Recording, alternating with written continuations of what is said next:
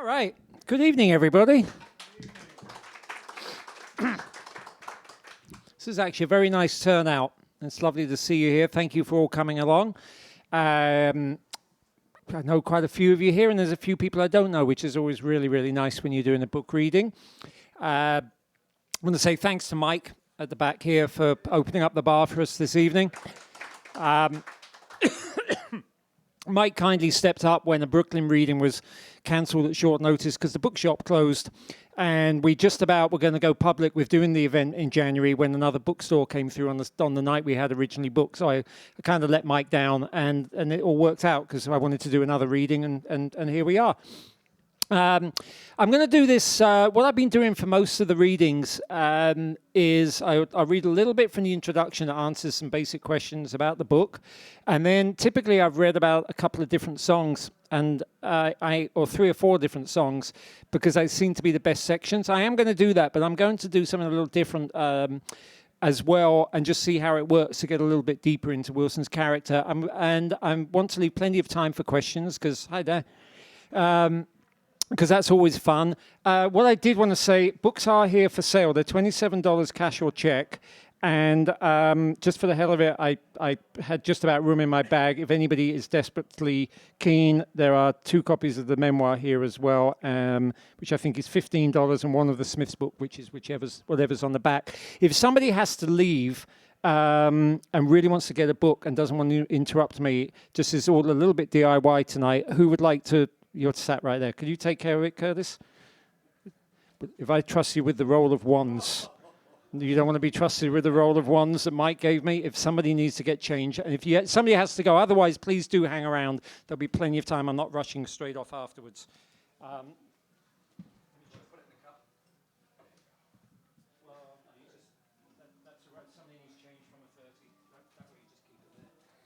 Okay. Hopefully, you're all here for the duration. So, obviously this is the book, but I think if I jump straight in, you'll get a better understanding, and then we'll take it from there.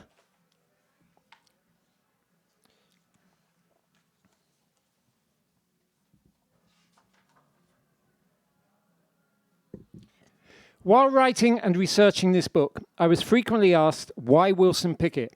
As if a white Englishman born the same year the 23-year-old Pickett signed to Atlantic Records, a writer generally known for his coverage of rock music, would or could have no cultural connection to a black soul singer from the cotton fields of Alabama. The short answer, as confirmed by the punk originators and mod revivalists of my own youth, is that the love of American soul music runs deep through British veins, even among those who were too young to enjoy it the first time around. The longer answer includes my emigration to the United States in the late 1980s and an ongoing immersion in a music I believe to be one of America's most important contributions to global popular culture. That immersion has included copious reading, the collecting of box sets and scratchy old 45s alike, and making the Stax Museum of American Soul Music in Memphis a compulsory stop on our family's cross-American road trip in 2012. Several months after that trip, listening to Pickett's music, it suddenly occurred to me I had never come across a biography of the man, and I sought to understand why, especially as my shelves contained so many books on his peers. Perhaps his story was simply not that interesting. Cursory research immediately indicated otherwise. His tale might lack the alluring drama of a premature death, such as befell his great influence Sam Cooke, his good friend Otis Redding, and his fellow emigrant to Detroit Marvin Gaye. But from a purely rags to riches perspective, Pickett's story quickly reveals itself as having all the hallmarks of great fiction, with even his cruel decline meeting some blessed redemption towards the end. Yet it is from a more historical viewpoint that Wilson Pickett's story proves truly remarkable. For it turns out that he was not just at the vanguard of his generation. Wilson Pickett effectively was the vanguard. Joining the great migration of blacks out of the rural South, he settled in Detroit as a teen in the mid-50s, where he experienced the waning years of the gospel highway with the Violinaires, and witnessed the birth of Motown while in R&B vocal group The Falcons, scoring big with his prototype soul anthem, I Found a Love. Striking out solo and moving to New York City, he hit the charts on a label run by rock and roll pioneer Lloyd Price, before embarking on a tempestuous but highly productive relationship with legendary Atlantic Records soulman Jerry Wexler. Pickett became the first Atlantic singer to record at both Stax in Memphis and Fame in Muscle Shoals, the label's first male singer to work with Gamble and Huff at Sigma in Philadelphia. Along the way, he turned Hey Jude and Sugar Sugar into soul songs, rehabilitated and exiled Bobby Womack, and introduced Duane Allman to the world. He was the first to take the word funk into the charts, the first to headline a Black American music package in Africa. He achieved all of this before his 30th birthday. Even in the manner by which he reluctantly and embarrassingly jumped on the disco bandwagon, he served as a weather vane for his generation of gospel-raised shouters left directionless as soul softened throughout the 1970s. His journey, I therefore came to conclude, personified nothing less than that of Black American music through the second half of the 20th century. And it is that wider context I hope to bring readers over coming pages, even as I focus most closely on the life and music of Pickett himself.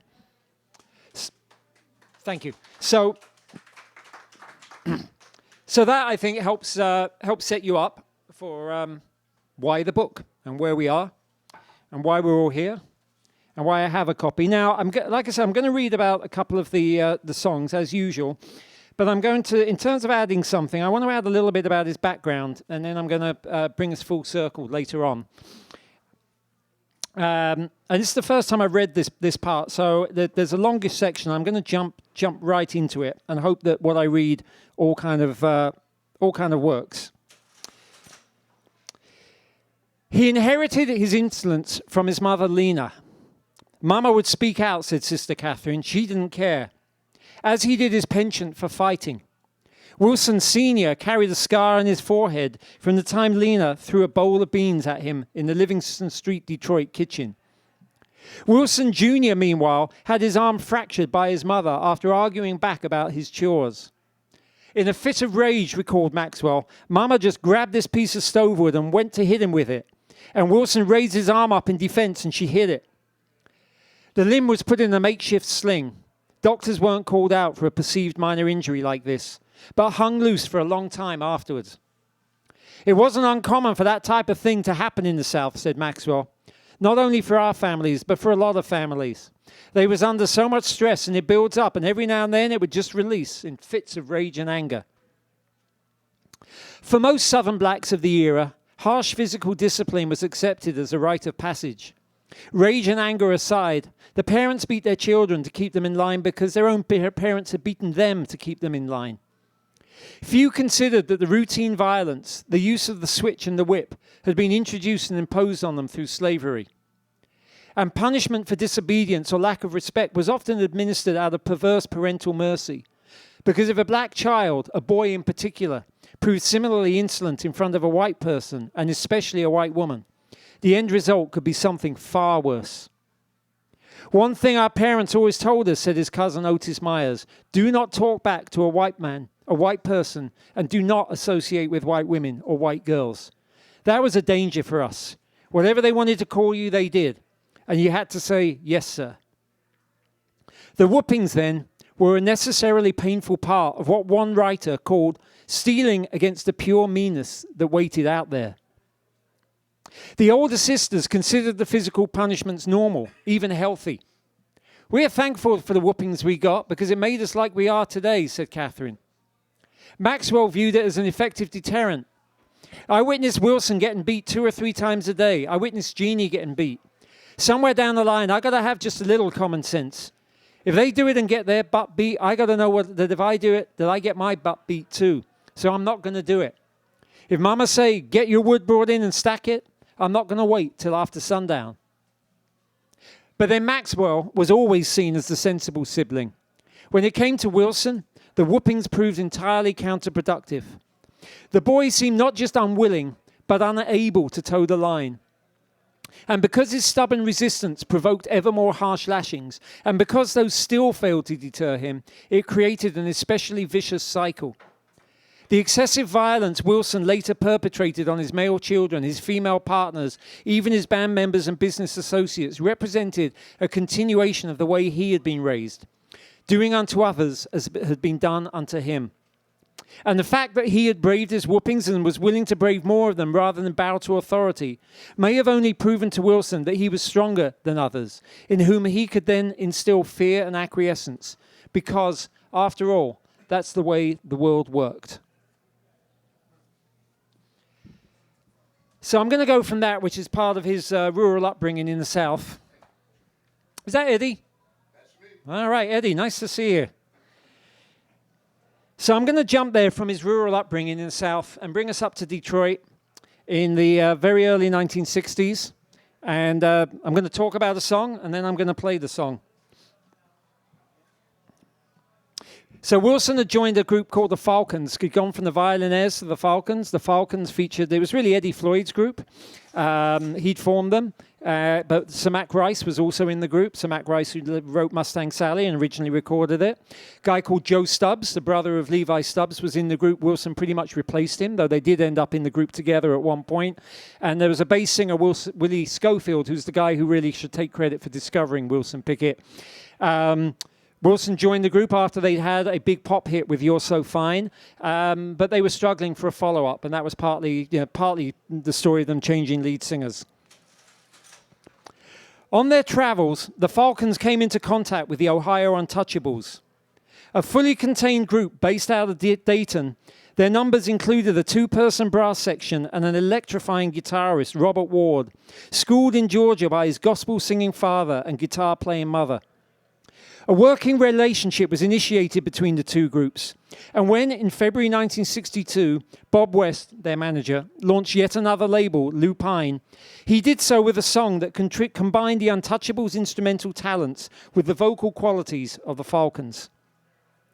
That song was I Found a Love, sung and primarily written by Wilson Pickett, who based it on the Pentecostal hymn, Yes, Lord.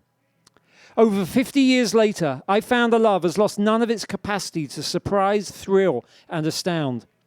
While so many of its contemporaries are buried in the cultural graveyard, their passing dated by the times and values, the fads, to which they subscribed and competed, this song remains very much alive, born out of the musical intercourse between its gospel, rhythm and blues, doo-wop, and rock and roll influences. The recording is all the more important because no major label would ever have sanctioned its release. The levels peak way above all acceptable production norms from the moment, just 3 seconds in, that the assembled chorus of Falcons shout a victorious, "Yeah, yeah," by which point an initial upward piano scale has already introduced the bass, drums, piano and sax, and Robert Ward is about to flex his lead guitar licks through his distinctive Magnatone amp. Before the listener has time to recoil from the voluminous attack, the vocal chorus subsides. Ward briefly steps back. Bass singer Ben Knight sets the foundation for the verse. Don Juan Mancho on piano hammers out a simple syncopation to emphasize the 6/8 rhythm. And Wilson Pickett steps forward, singing. The churchgoers would know it as shouting, the title 3 times over, with passion, power, and precision that could only have come from years of intoning a similar refrain in service of the Lord. This time, however, his subject is of a most assuredly earthly nature. Wilson Pickett has found a love, a kiss that he can't resist, and he is quite happy, ecstatic would be the right word, for the whole world to hear about it. The performance gains confidence as it progresses. Drummer Cornelius Johnson steadily lightens his grip on the group in front of him. Within a minute, the harsh snare fill that had dictated the introduction has relaxed into a marching band shuffle. Marshall Jones on electric bass similarly breathes relief in the knowledge that the bass singer is providing plenty enough bottom end for the both of them, while pianist Mancha and untouchable sax players all step back to let the real stars of the show take over. As Eddie Floyd and Mac Rice temper the verses with the reassuring strains of a fading doo-wop era, Robert Ward and Wilson Pickett duel it out in a delightful game of musical call and response. Pickett delivers a decisive blow at the end of the second verse when, his voice straining in a key far too high for common sense, he lets out an arguably superfluous whoa that rises briefly up, then dips briefly deep down below, giving way to the resounding yeah, yeah chorus before the others can even grasp what he's done. Ward wisely doesn't threaten him again, but rather offers his flirtatious guitar licks in pure devotional support of Pickett's commanding voice, which duly gains volume and character in the third verse of Carnal Bliss. The final syllable this time engaging in a dozen or so notes before Pickett takes a quick breath, observing of his love that sometimes I call her in the midnight hour. And at that, he lets rip at the top of his lungs, capturing for the first time on vinyl that future trademark scream. Over the final yeah, yeah chorus that has already pushed the decibel level into the distortion zone, he repeats the scream once more for good measure, and this time more tenaciously, floating upward to a note beyond the reach of most mortals, holding it, and then signing off by somehow pitching it briefly higher, concluding the most shatteringly exhilarating ballad in all of black music since James Brown's Please, Please, Please, 6 years earlier. And with that, we're going to hear I Found a Love in all its glory.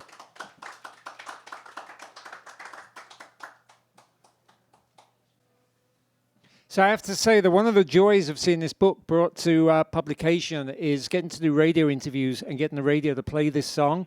And today was a great example. I was really happy to do, not for the first time, WNYC Soundcheck with John Schaefer. And John Schaefer is really one of the most knowledgeable people about music. I'm amazed he can just hold his own on any genre of music. But he admitted to me as he queued up that song, he said, until I read the book, I didn't know that song. And I'm like so glad that I know it. It is a joy to have. And I also want to reference when I was traveling around the States researching this book, Katie and Curtis over here put me up in Nashville. And Katie actually plays I Found a Love as her going out song to this day. And that's a pretty smart choice. So it's much as it's nice to hear in the midnight hour getting played on the radio and all the classics, it's especially great to hear that song. There are some connections to the one I'm going to read about now. And I'm going to jump straight to it. Several years down the line now. Pickett's a star. He's been recording in Memphis. He's been recording in Muscle Shoals. Back in Memphis. He's now back in Muscle Shoals. It's now late 1968. Duane Allman and younger brother Greg had been raised by their mother in Daytona Beach, Florida, after their father, a World War II veteran, was shot dead in a Christmas 1949 holdup. The boys had come of age at a time ideal to fall for white rock and roll, but were intuitive enough to study black rhythm and blues, and had played in bands together, both on guitar, since junior high. They recorded a single for the Dial label, and then, as the paisley-clad Hourglass, went to California, where they jammed with the likes of Paul Butterfield and Pickett's former drummer, Buddy Miles. Duane experienced a musical epiphany watching Taj Mahal's slide guitarist Jesse Ed Davis, and he subsequently took an empty Coricidin pill bottle and practiced the technique until he was the best young slide player of his generation. The Hourglass secured a deal with Liberty Records in California, but after 2 disappointing albums, they returned south in April 1968 to self-produce some demos at Fame, where a former bandmate, Eddie Hinton, was now working. The tapes, engineered by Fame's Jimmy Johnson, were rejected by Liberty, and after a handful of southern gigs, at which the group's self-composed rock songs were, ironically, interrupted by demands for Midnight Hour and Mustang Sally, they broke up. Duane Allman followed Hinton in seeking session work at Fame, and Rick Hall, the owner, put him off. The official and plausible reason was that Hall had plenty other guitarists already on the books. The unofficial and equally plausible explanation was to do with Duane's appearance. Allman had scraggly long blonde hair parted in the middle, and sideburns that led to distinctly incongruous moustache. He wore denim jeans, cowboy boots with a dog collar around one ankle, and a leather waistcoat with tassels. Looked like he hadn't slept in a week, and was high, and was dirty, and looked like he hadn't had a bath in a week either, was Marvel Thomas's first impression. Marvel Thomas, the keyboard player, Rufus Thomas's son. Jimmy Johnson, however, was not about to let Allman slip out of sight. He was the most natural talent, the kind of guy who had the guitar in his hands 8 hours a day. None of us was that dedicated. Slowly but surely, and not least due to his irrepressibly positive personality, Allman worked his way onto sessions. But his initial contributions at Fame were relatively minor, as if showing off the full range of his talents would be a dangerous move too early in his employ. Wilson Pickett's first encounter with Allman was typical of time and type, mistaking him for a gorgeous blonde upon seeing him in the back seat of a car. But once they got to working in the studio together, they bonded instantly. Pickett saw and heard in Duane an equally dedicated student of his chosen musical genre, another perfectionist carving his own distinct path, another iconoclast who couldn't easily be towed into line, and a gregarious, outgoing person who could not be cowed or awed. They shared in common a reputation for being inherently crazy, the types that would fill a room with their presence, and they were able to complement rather than conflict with each other. I called him Skyman, Pickett said, because he stayed so fucking high all the time. Already answering to the name Dog, Allman would combine the two monikers as Sky Dog. Pickett recalled one evening in the studio when everybody was acting strange, engineer was all fucked up. I said, we ought to cancel the session tonight. Skyman came in and said, you know what I done, man? I put 2 pills of mescaline in the water cooler, baby. I said, wow, you dumbass, you fucked my session up, man. But I loved it. He made up for it the next day. I mean, he could play. On November 27th, while the others broke for lunch, Wilson Pickett, Duane Allman, and Rick Hall were left alone in the studio. Allman hung back with the excuse that he wanted to spare the other musicians the looks he invited wherever he went and let them eat in peace without him. Most likely, having hit it off so well with Pickett, he just wanted his new buddy's ear to push an idea he had, that Pickett cover the Beatles' Hey Jude. Allman's suggestion was not necessarily out of left field. Among R&B acts, both Otis Redding and the Von Tastics had covered the Beatles' Day Tripper to considerable success. Little Willie Walker had tackled Ticket to Ride. The reconstituted Bar-Kays had recently released an instrumental of A Hard Day's Night. In fact, Allman had played, albeit without distinction, on Arthur Conley's tepid cover of Obladi Oblada from the Beatles' recently released eponymous White Album, just a few days earlier. Nascent rock bands were covering soul songs too. Atlantic's Vanilla Fudge had just scored with a ponderously slow cover of the Supremes' You Keep Me Hanging On. It was all part of the post-Monterey cross-cultural mood of the times. Still, Pickett initially recoiled at the thought. It was one thing to sing distinctively in Italian for a European song festival, but it was something else entirely for this particular soul man to cover what Pickett still considered a white pop band. Additionally, Hey Jude was a multi-million seller getting relentless airplay, having only just vacated the #1 spot after 9 consecutive weeks.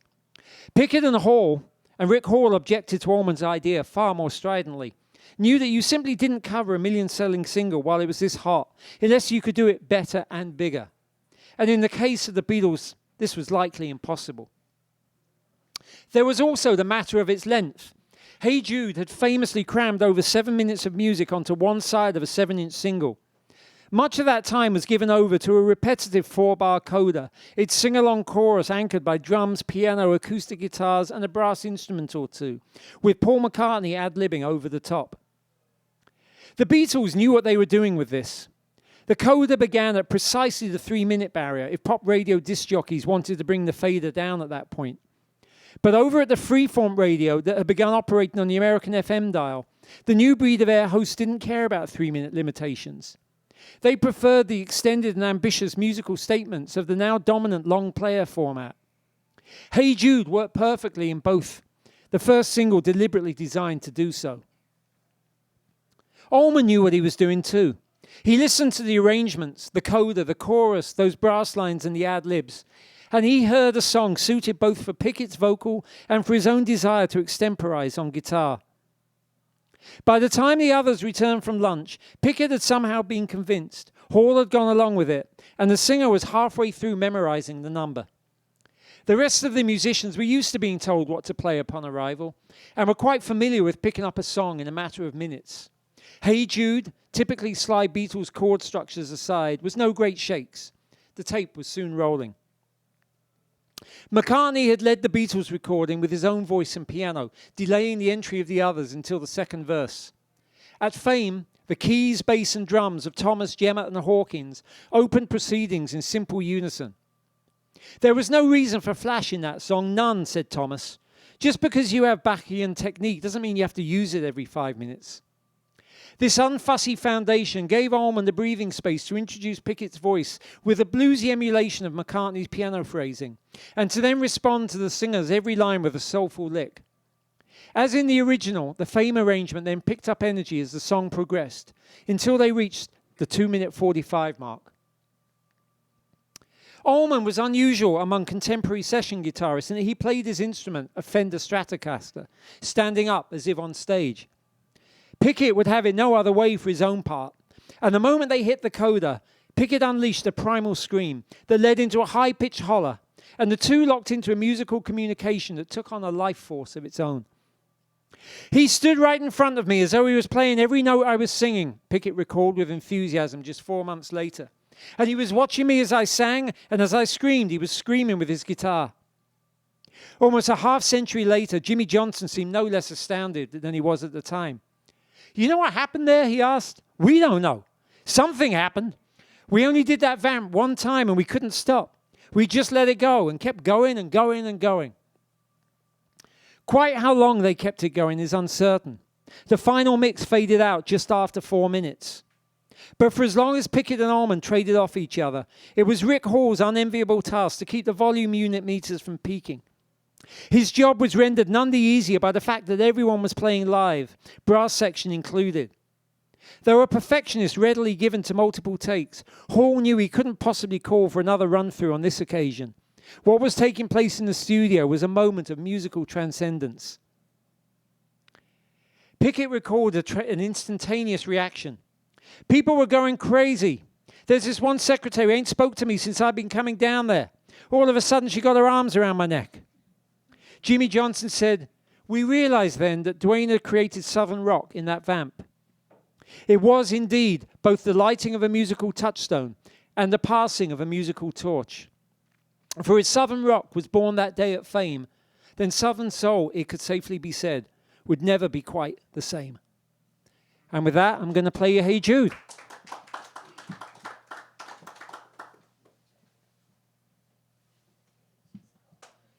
There's a few songs in Wilson Pickett's catalog that like I've heard hundreds of times while writing this book that just do not, they only get better.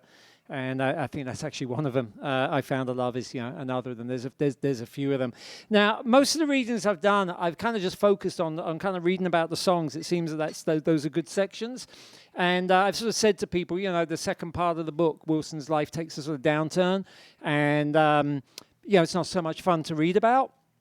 I kind of wrestled today with, not realizing when I lined up this event today that this was International Women's Day, and that a lot of people are actually, in fact, I know of a couple of people who said, I'm not coming tonight because I'm out doing protests, whatever, for even striking for women's rights, and I felt that it would actually be disingenuous of me to come out and read only about Wilson Pickett as the singer, as the amazing singer, and sort of just not touch on anything else. So uncomfortable as it is, and sort of without passing comment, I'm going to read just a little bit about sort of his darker period later on in life. To sort of, the story jumps and jumps, and it's not like I can assemble one thing that talks about the issue that I would want to talk about. This is a sort of general part that does take us to the fact that this guy got to the very top, and and then we'll go from there. So essentially, the 1970s, he remained a superstar throughout, but he signed with RCA. He left Atlantic for RCA, and kind of his career went south, and then he got more and more into drink and drugs, and with that came violence that had always been sort of lurking not far behind the surface. His partner of 15 years, who he'd met in Detroit, Dovey Hall, left him around 77 when she kind of feared for her life, basically. I saw her again a few weeks ago. She told me the same story. She said, I just loved Wilson. I still love him. It was the drugs that destroyed him. The 80s were worse for him. There were some pretty tough stories come out of the 80s. I am glad to say at the end of the book there's a redemption. He makes another album after a 12-year absence. It's a good record. It gets nominated for a Grammy. I think it's really nice that this thing ends on a high. But by the late 80s, things were not great. Validation of Wilson Pickett's influence and ongoing legacy arrived at the moment he may most have needed it. In late 1990, the announcement went out that he was to be inducted into the Rock and Roll Hall of Fame in only his third year of eligibility. And Pickett, an artist, is considered eligible 25 years after their first record. And Pickett received the nod ahead of Johnny Cash, Bobby Bland, the Isley Brothers, and Booker T and the MGs, each of whom had released key records before him. The induction ceremony was held January 16, 1991, in the ballroom of Midtown Manhattan's Waldorf Astoria Hotel. Pickett was to be inducted in the performer category, alongside John Lee Hooker, Laverne Baker, The Impressions, Jimmy Reed, Ike and Tina Turner, and the Byrds. Some of these artists were dead, others were incapacitated. Ike Turner was serving a lengthy jail sentence for cocaine possession.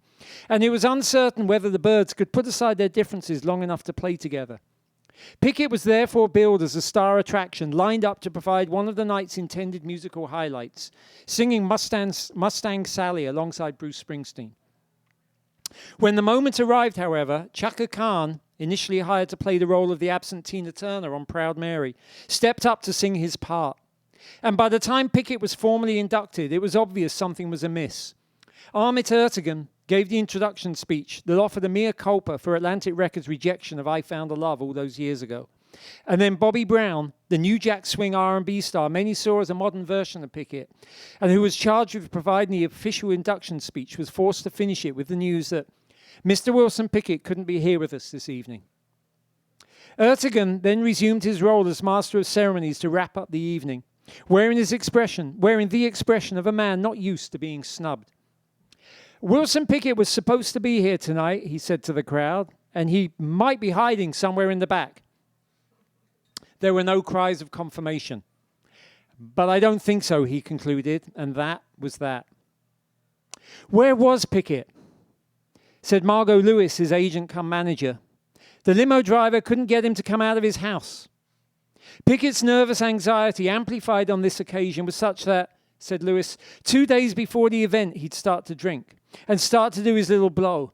And then he'd make himself crazy, and he would actually go a little bit out of his mind.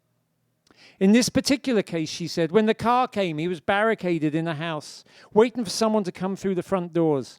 He could have shot somebody if they tried to come in. Pickett's long-standing fondness for guns was about to get him into more serious trouble.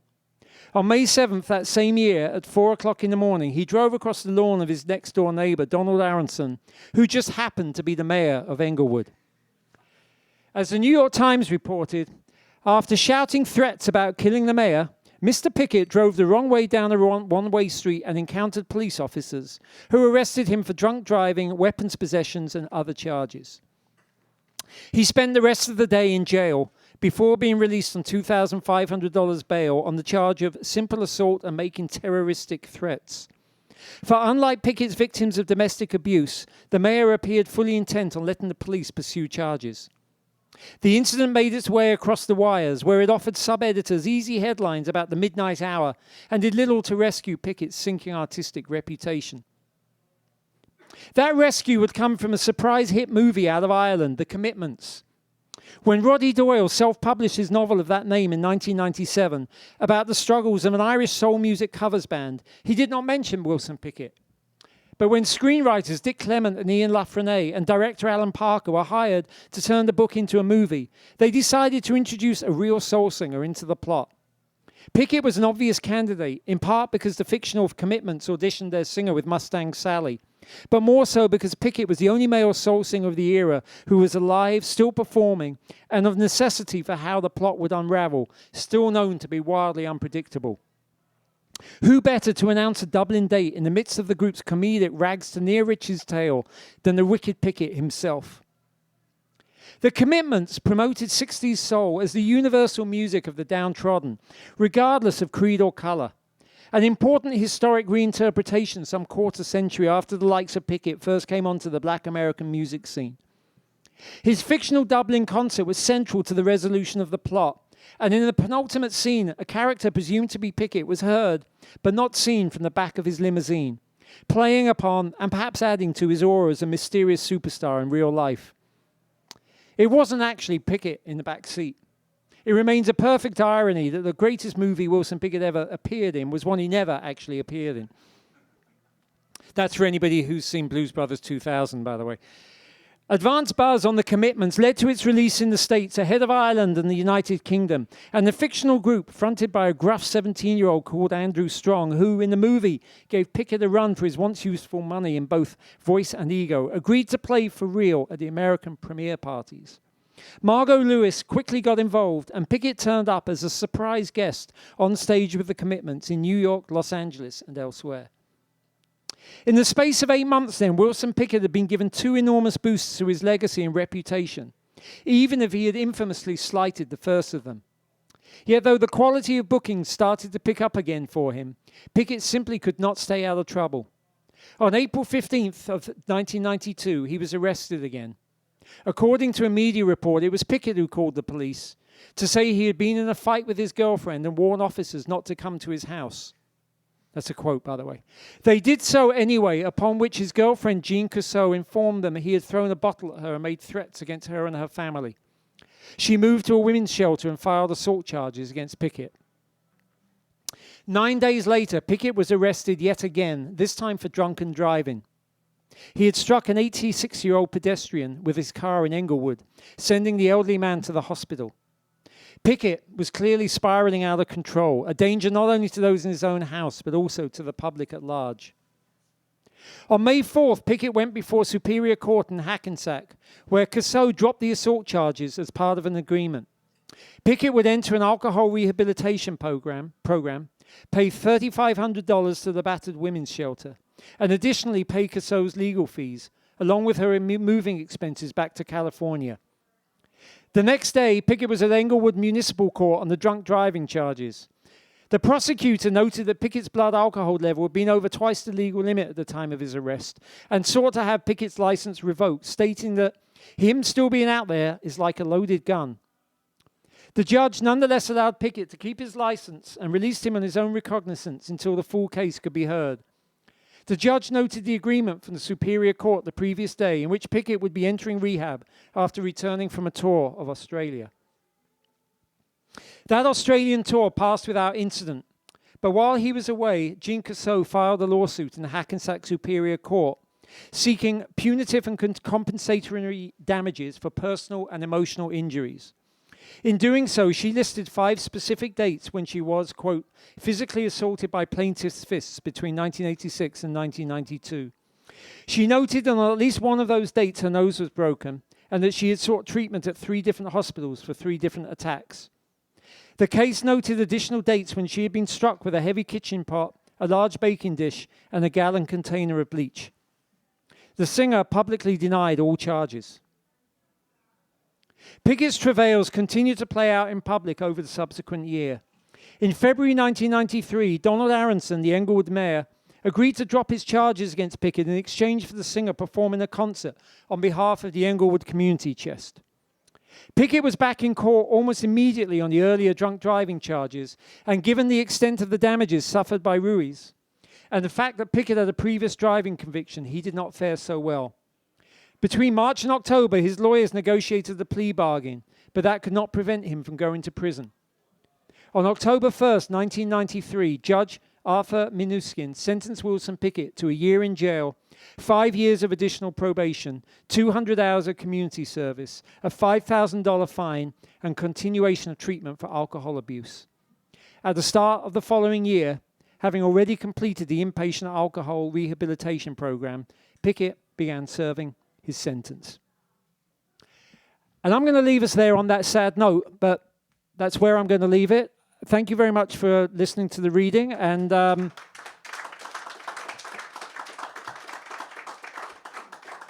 again, really appreciate you all being here. And as with all these events, I generally find people like to have a bit of back and forth, a little bit of Q&A, which I'm really happy to do. And I often find the first person's a little reticent to get going, and then we can't stop it. But we're okay tonight.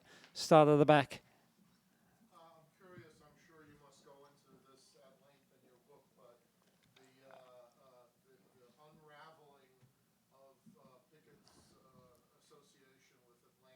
Hmm.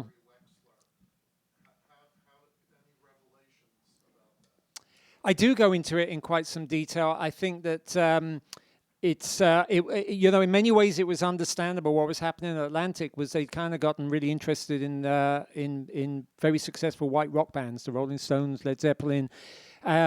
These groups sold millions of albums, which the soul acts didn't. The soul acts sold lots and lots of singles, and I think a lot of the R&B singers felt that they'd made the label with all its money, and it was now being spent on something else. I also kind of make the point that although I think, you know, like Jerry Wexler is rightly celebrated for his wonderful ear for most of the time and for most of what he did, you know, it wasn't perfect with Wilson Pickett. The first two singles that they did together were both flops, and I think that there's reason for Wilson to feel that, you know, I was talking earlier today with somebody that Hey Jude, the album, could have been presented as a rock album. Like, here's this guy, you know, in the rock field, and it was presented as like another soul album, a collection of songs, you know, with Dwayne Allman's name misspelled on the back cover. Pickett wanted to make a gospel album, and that idea wasn't entertained. After he left Atlantic for RCA, Jerry did one with Aretha Franklin. It was her best-selling album. So you can understand why he went to RCA for $1 million. Jerry ultimately let Wilson go. He let Solomon Burke go. The label kind of shifted its focus, and you know, in many ways, you can't blame Wilson for that. The fact is, though, that he had the classic case. He went to RCA. The guy who signed him left the label within a year, and the records kind of got worse and didn't sell. And according to Wilson, and I have no reason really to doubt it, RCA, being a big company, wouldn't engage in payola, and the DJs wouldn't play his records. And you know, he didn't get the airplay either. And by the time his 4 albums were up at RCA, he was unfortunately yesterday's news. So it's all in the book, but hopefully, you know, that's a verbalization of what I think kind of happened there. They did reconcile, as he did with lots of people later on, but they had a you know, one of these relationships that Jerry and Wilson were so important for each other, but it was one of those that, like, they were two tough guys who I think a lot of the time, you know, really worked each other hard. Let me put it that way. But God knows they got some amazing music out of it. I would say that once Wilson went to Memphis and recorded in the Midnight Hour, there is really, I only have one song in the entire Atlantic catalog for the next 7 years that I think is subpar. Everything else is like on the money. Every single thing released on Atlantic. John? The story about the commitments is really interesting because Andrew Strong does a great cover of Try a Little Tenderness. And the question was actually, if you talk at all about interactions between Pickett and Otis Redding, like, were they rivals? Were they, how, you know, did they have a relationship? I do talk about it. Wilson was among the soul singers who was a pallbearer at Otis Redding's funeral. He had nothing but respect for Otis Redding, as far as I understand, as did most people. In fact, his reasoning for wanting to go to Memphis to record at Stax was from having heard Otis Redding on a tour back in 1963. I think you were on, Eddie, I do believe. And hearing Otis's first Stax cuts there was like, that's where I want to go and record. They did, to the best of my knowledge, they didn't have an awful lot of interaction, but the respect was there. And actually, when Pickett had his own backing band for a while, the Midnight Movers, they would go out and do a warm-up set, and Otis Redding songs would be prominent among that.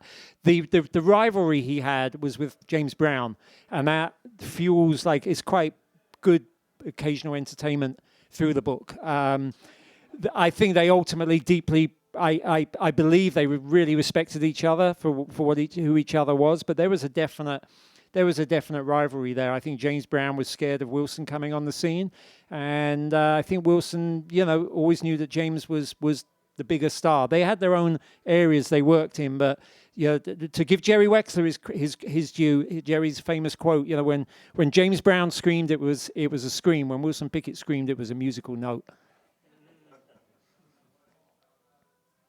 Some other questions? Were you able to interview him at all? I know he died several years probably before you started the book. No, I did not. He died back in 2006, and I came to the idea of the book about 3 years ago, 3 to 4 years ago, probably. So no, I didn't. And to be honest, I only got to see him in concert once in Brooklyn in 2002. for the book, I was able to draw on other interviews, some of which have been filed away in libraries, musical libraries, and things that people supplied on tape. So no, I didn't have that personal interaction. What I did have, I'm glad to say, and you probably gleaned as much from what I read, a lot of interaction with former musicians, his family, producers, friends, lovers, and that really helped influence the book. But I did not ever actually get to say hello to Wilson Pickett. Did you see the show at BAM? No, it was it was at Metrotech. It was an outdoor, the outdoor lunchtime show, 2002. You were at that show? Anybody else here was at that show? That wasn't a great show. It depends what you had to compare it to, because He had a great voice. His voice was still intact, but the band wasn't happening. I got to say, I remember having fun. I remember enjoying it that day. But I mean, that's an interesting point. There were some of the musicians the later musicians talk about how they felt restricted, playing later in the day. Like in particular, playing Mustang Sally. A couple of people said that they ended up playing the bar band version when they wanted to play the original recording version. That they were being led down that path. I do, and I took some pictures that day. I remember Wilson still having the charisma and the voice, and being so much larger than life, and it seemed like he knew almost everybody in that audience, except probably me and you. It seemed like he had like a whole bunch of people he knew out there, and that's one thing I think you have to say about the guy. He had that charisma till the very, very end, I think. Yeah. There is multiple music out about with Pickett. I am really, this may or may not help you here in New York. In Britain, Demon Records, which is it's Demon Records, a lot of people know, Edsel, has just released all the Wilson Pickett Atlantic albums on CD, 2 albums to 1 CD, except for the last 2, which is still as one package. So they're priced really well. They've got brand new sleeve notes by somebody I know and respect called Tony Rounce, who I kind of wish I'd been able to read the sleeve notes before I wrote the book. We back and forth with 1 or 2 things we found out from each other. So they're out there now. I've also they're actually going to add to that package with a Wilson Sings Bobby, and the 18 Bobby Womack songs that Wilson Pickett sung are going to come out as a separate Wilson Pickett album, along with Bobby Womack's soul 7-inch single for Atlantic Records. So that's down the line. Also, a British label, again, it's interesting this stuff happens in the UK. A British indie label compiled Wilson's 4 RCA albums onto a double CD called Mr. Magic Man. It's an interesting journey. It's an interesting musical journey. I mean, if the first CD is okay. Let me put it that way. There are, by the way, I think there's a couple of other really good albums in that catalog. I think Chocolate Mountain from '76 is a really good underrated album. And I also, It's Harder Now, his final album, I think is a good, honest album. It's a very bluesy, organic album that got away from studio trickery and trying to be anything other than an old guy making a bluesy soul record. Yes, I did talk to John Tiven, who produced that album. And John, interestingly, he produced Wilson Pickett's last album. It was my very first interview for the book. And I thought, I'm doing this backwards. And I'm really glad I met John, because he turned out he had like everybody's phone number. And he'd worked with so many of the old soul stars that he was actually able to set me up very, very well. And I have a lot of respect for John. I think he was one of many people that later in Wilson's life, despite the fact that we've clearly caught on to the fact this guy had issues, really bonded with Wilson and saw a good person there, somebody trying to be a good person. And John and Wilson got on very, very well, as I understand it. Johnny? Yeah, that actually, so that would be, it's interesting because they're covers of white songs I don't particularly like. Yeah, so you're saying that's the one, you don't like that? I'm saying the Howler in the book. Oh, sorry, I see what you're saying. Sorry, I thought you were talking about when I said that I was thinking of like the 1 or 2 subpar songs, because I'm not mad on that. No, I do make an awful mistake in the book of attributing Mama told me not to come to Badfinger instead of Three Dog Night. But once I realized, I went on my Facebook page, so it's dated, and it's like apology made. No, only that actually Tony Rounce and I have been sort of, there's an ongoing debate on who recorded You Left the Water Running first, whether it was Otis or Wilson. I put in the book that it was Wilson because of Tony Rounce's sleeve notes on the Fame compilation, and then I read his sleeve notes for the Wilson records, and he said Otis recorded it first. And I went back and I said, which one is it, Tony? And he said, well, actually, I've been back down and found, apparently got new info, and it looks like Otis recorded it months earlier than we thought he recorded it. So, he's like, hey, I put it in writing the other way. But that's not a howler. That's part of the research that kind of goes on as you dig deeper and deeper into these things. Somebody else might find a howler. There's nothing too blatant that I know of. We're all allowed one, right? We're all allowed one. Like, if you didn't grow up on Three Dog Night and Badfinger, you're not necessarily, yeah. I'll leave that one there. That's great. Thank you. Thank you. Jill. Yeah. You can ask. Yeah. That is a really good question. I'm not aware that they did. I feel I hear so much influence on Prince. Yeah, I mean that's a really good point.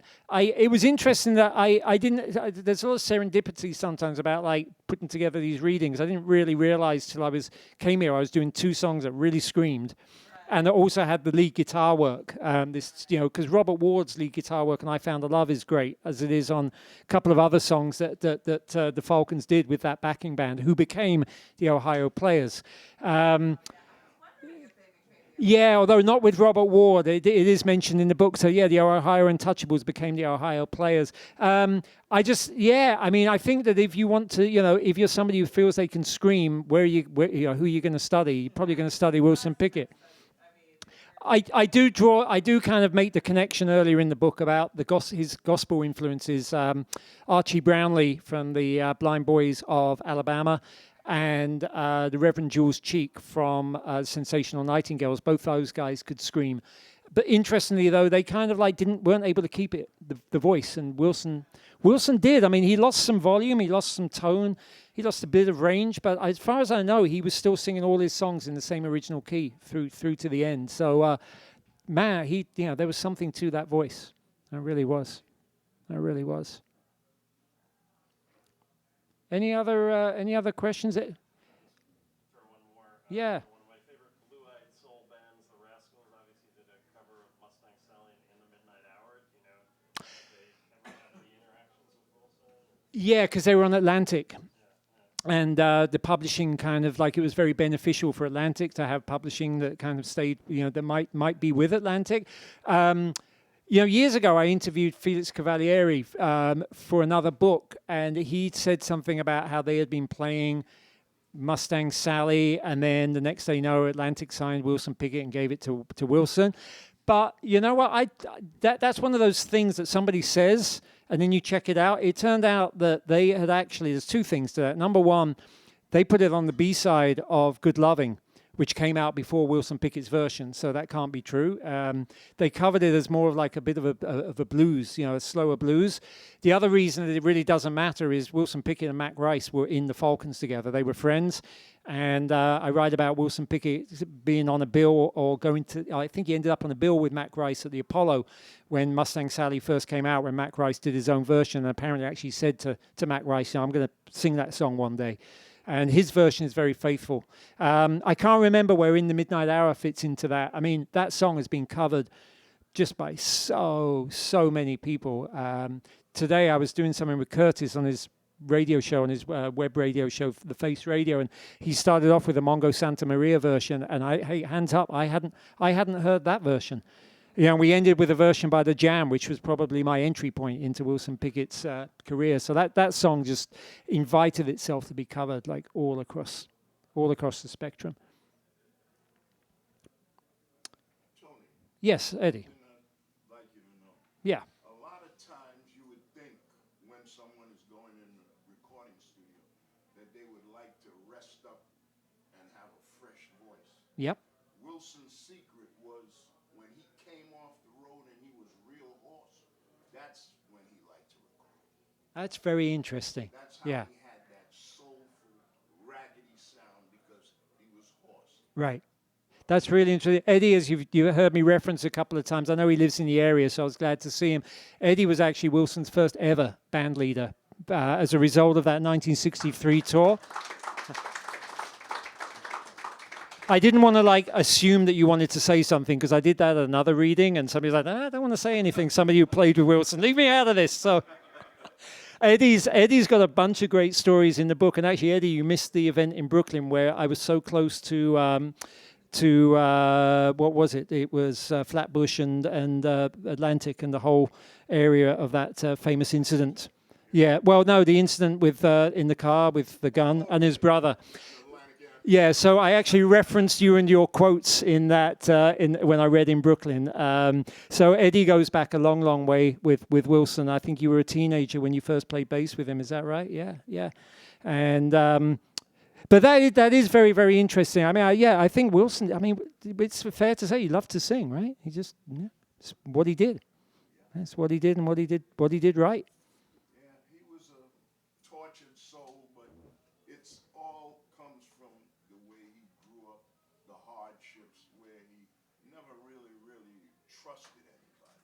Same thing with James Brown. You know, they had hard, tough lives, but they prevailed as far as their music is what was their savior. It was, and right after that section, I stopped reading. The next paragraph actually talks about how James Brown went to jail at the same time as Wilson, more or less. Ike Turner, I'd already pointed out, is a third character. And James Brown was no saint in regard to his treatment of women either. And we do look on James Brown as being one of the key figures in popular music, of the 20th century. I also made the point to somebody today that, the Beatles at the same time as Hey Jude, singing, what's the song, Getting Better? They sing, like, what's the line? I used to beat my woman, and apart from what's that line again?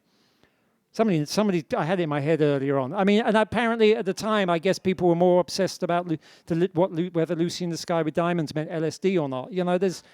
There's like, I'm just, and so I'm making, there's a sort of, reference of how things have changed. And these guys grew up hard, and I think some of them held on to that hardness, right? Some people could let the hardness go and some couldn't. And I think Wilson was one of those who couldn't let that hardness go.